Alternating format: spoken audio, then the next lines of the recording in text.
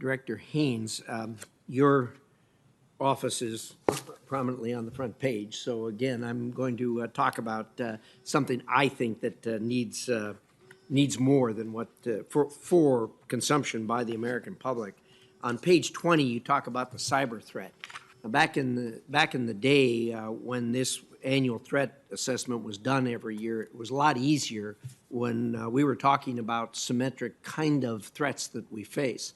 Today, we live in an asymmetric world, and with all due respect, I really think that the cyber provision here should have been expanded, and I think the threat should have been underscored more than it was, particularly in light of the fact that in my judgment, I think our most urgent threats are asymmetric rather than symmetric, and cyber is obviously right in the heart of that.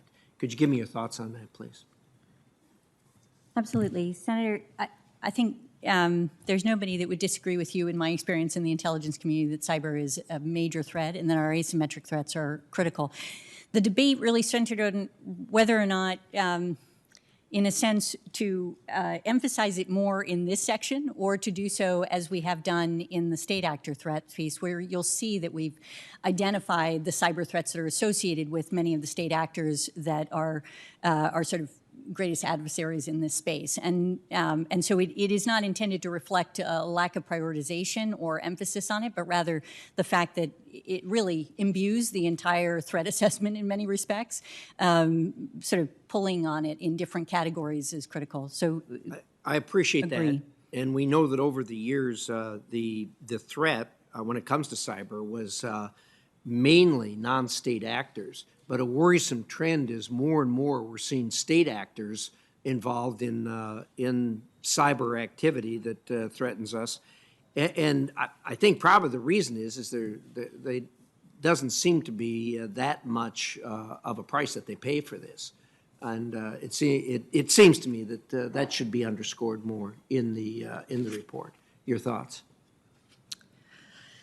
Thank you, Senator. I mean, I think you're right to indicate that we have as a country, and I think from a policy perspective, we've seen policymakers struggle with how to effectively deter these types of attacks, whether from non-state actors or state actors, and how to address that issue. And a lot of time and effort has been spent on that, and I know you're well aware of it.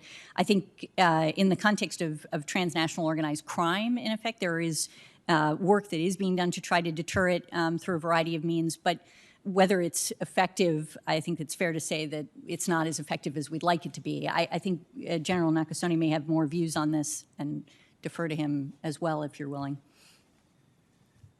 My time's almost up, but glad to hear your thoughts. Yeah, Senator, I think as the director pointed out, this is an instrument of national power now by many countries.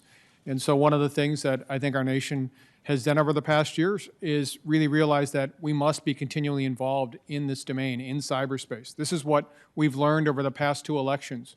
We will continually be involved well into the future as we take a look at what our adversaries want to do. I appreciate that. I have other questions, but we'll save it for the closed session. Thank you. I think Senator Risch makes a good point, and I think it raises the issue again of attribution and doing that in a timely manner.